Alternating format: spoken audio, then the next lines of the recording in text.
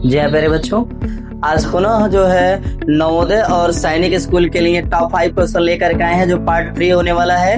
जो है कि वीडियो को लाइक करना और सब्सक्राइब करना मत भूलिए और कमेंट बॉक्स में हर क्वेश्चन का आंसर देते रहिए। चलिए सबसे पहले हम क्वेश्चन नंबर पहला देखेंगे कि यदि सी बी का परवर्ती है और ए बी का पूर्ववर्ती है। परवर्ती का अर्थ होता है एक प्लस करना और पूर्ववर्ती का अर्थ होता है एक माइनस करना। इसलिए बात पहले हुई है कि सी जो है बी का परवर्ती है, ऐसा आपसे बोला गया है। तो इसका मतलब हुआ C is equal to B plus 1, यानी C का जो वैल्यू है इससे एक अधिक है। और सेकेंड पोजीशन पे आपसे कहा गया है कि ए बी का पूर्ववर्ती है, यानी ए बी का पूर्ववर्ती है। तो यहाँ पे आपको क्या करना है, ए का जो वैल्यू होगा वह बी से एक कम होगा। तो अब आपसे बोला गया है कि C minus A equal to क्या होगा। तो बेटा आपको कुछ नहीं करना है, बस C का वैल्यू यहाँ पे लिखा हुआ है b प्लस 1, यहाँ पे आपको नोट डाउन कर लेना है। और यहाँ पे जो है कि A का वैल्यू b माइनस 1 दिया हुआ है, तो आपको इसमें माइनस b माइनस 1 लिखना है, क्योंकि यहाँ C माइनस ए पूछा गया है। तो C का मतलब b प्लस 1 है, हमने नोट डाउन कर लिया। और यहाँ पे माइनस है तो माइनस लिखा, और a का अर्थ b माइनस 1 है तो हमने यहाँ लिख लिया।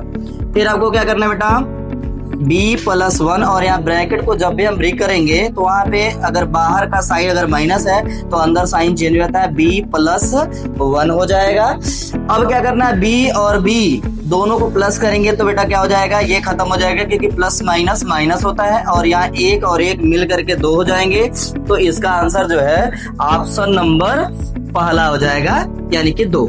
आइए क्वेश्चन नंबर 2 देखते हैं हम लोग, जो कि एग्जाम टेबल से बहुत इंपॉर्टेंट क्वेश्चन होने वाला है। ये भी जो कि पैसे का क्वेश्चन दिया गया, जैसे 5 पैसे और 10 पैसे के कुल 90 सिक्के हैं और सभी सिक्कों का मूल्य 7 रुपया है। अब आपसे पूछा जा रहा है कि इनमें से 5 पैसे के सिक्कों की संख्या कितनी होगी। तो ध्यान दीजिए, आपसे बोला गया कि 5 पैसे के, तो 5 पैसे के सिक्के कितने होंगे उसको मान लिया जाए कि यक्स होगा। माना कि 5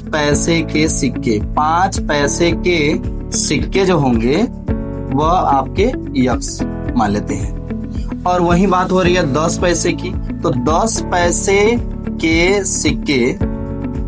पैसे के जो सिक्के होंगे वह होंगे क्या, दोनों को जब मिला के आपके 90 बोला गया है, तो इसका मतलब हुआ कि 90 में से यक्स को माइनस कर दिया जाए तो 10 पैसे के सिक्के निकल के आ जाएंगे।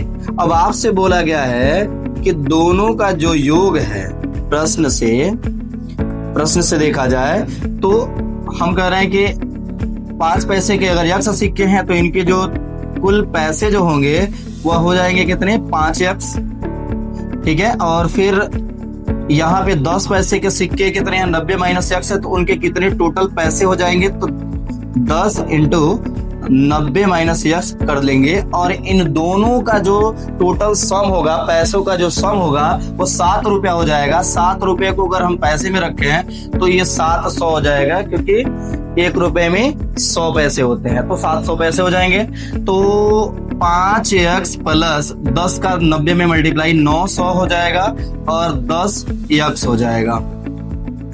और यहाँ पे लिख देना है 700। और यहाँ क्या करना है, 5 और यहाँ 10 लिखा हुआ है, तो इनका जो अंतर होगा वो -5 होगा, क्योंकि माइनस का एब्सोल्यूट वैल्यू अधिक है। तो यहाँ 900 और -5x बराबर कितने होंगे, 700 हो जाएंगे। अब 7 को इधर ट्रांसफर करेंगे क्योंकि ये बड़ा है, और इसको इधर ट्रांसफर कर देंगे ये पॉजिटिव होने के लिए।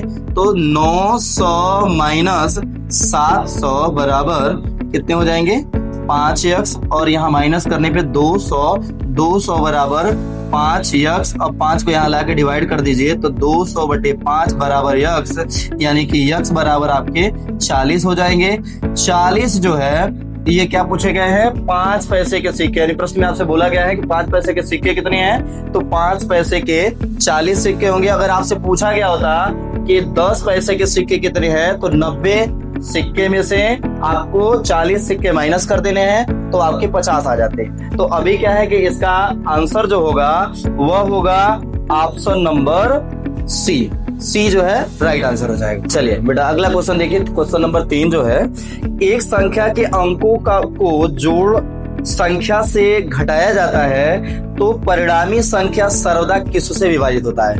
देखिए बेटा 2022 और 2023 नवोदय के एग्जाम में ये क्वेश्चन पूछा हुआ है और 2 बार लगातार पूछा है, तो इस बार आने का भी चांस हो सकता है, इसलिए इस क्वेश्चन को ध्यान से देखिए, बहुत इंपॉर्टेंट होने वाला है ये क्वेश्चन। देखिए बेटा आपको कुछ नहीं करना है, जैसे मान लीजिए अगर 2 अंकों की अगर संख्या अगर लिया जाए, 2 अंकों की संख्या, 2 अंकों की संख्या कोई भी मान लीजिए, कोई भी संख्या आप ले लीजिए, जैसे 3 और 9 ही ले लीजिए, क्या दिक्कत है, 3 और 9 ले लीजिए, तो इनके अंकों का योग कर लीजिए। तो 3 और 9 जो है इनके अंकों का, यानी 3 + 9 अगर कर लिया तो 9 × 3 = 12, और यह जो है 39 में से अगर 12 माइनस कर लिया जाए तो यह जो है इसका आंसर 27 होगा, और 27 आपको पता ही है किससे डिवाइड होता है। चलिए इसको और क्लियरफाई करने के लिए अगले 3 अंकों वाली संख्या को लिया जाए। 3 अंकों की अगर संख्या हो, 3 अंकों की यदि संख्या हो, तो जैसे आप कोई भी संख्या मान सकते हैं, कुछ भी आप ले लीजिए, आप अपने मन से कुछ भी मान लीजिए, जैसे 3, 5, 8 भी अगर हम लोग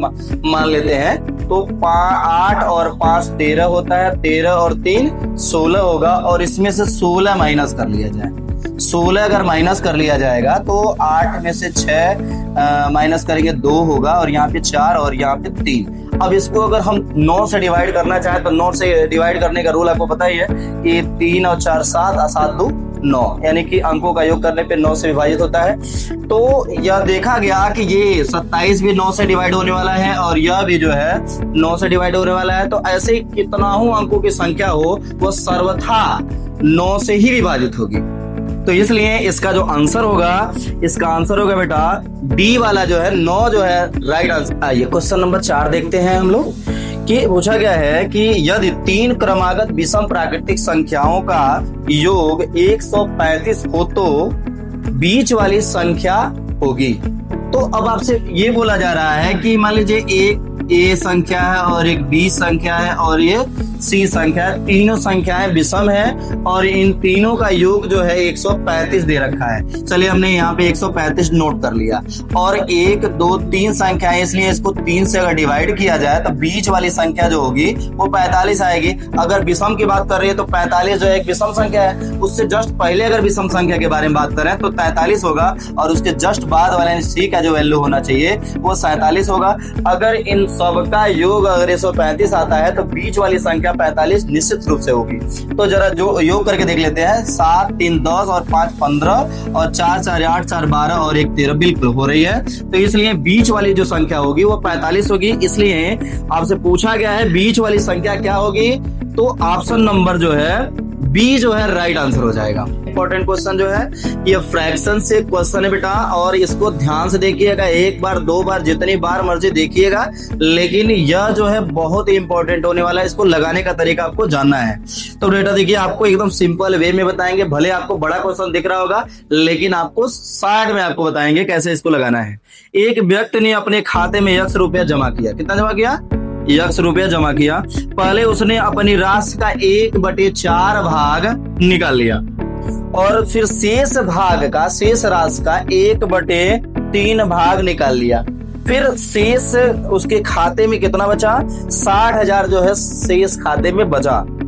तो तब बताइएगा उसने शुरू में कितने राशि जमा किए थे, यानी कि पहले शुरुआत में कितने राशि उसने जमा किया था, ये आपको बताना है।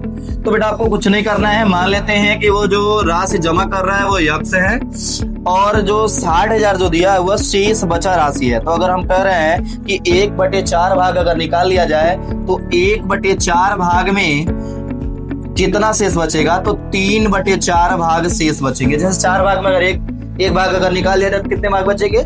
3 भाग बचेंगे। और पुनः शेष भाग का पूछा गया है कि 1/3 भाग निकाल लिया गया। अगर 1/3 भाग निकाल लिया गया तो बचा शेष भाग कितना, तो 3 भाग में से 1 भाग निकाल लिया, 2/3 भाग शेष बचा। और इनका जो शेष भाग है वो है कितना? 60,000 है। 60,000 जो है शेष भाग बचा हुआ है। अब इसको सॉल्व आउट करते हैं तो 3 से 3 को कैंसिल कर देते हैं, 2 एकम 2, 2 दूना 4 यानी 2 आएगा। ये इसका गुणा हम ऊपर की ओर करते हैं यानी यक्स बटे कितना होगा 2 और बराबर कितने होंगे 60,000 हो जाएगा।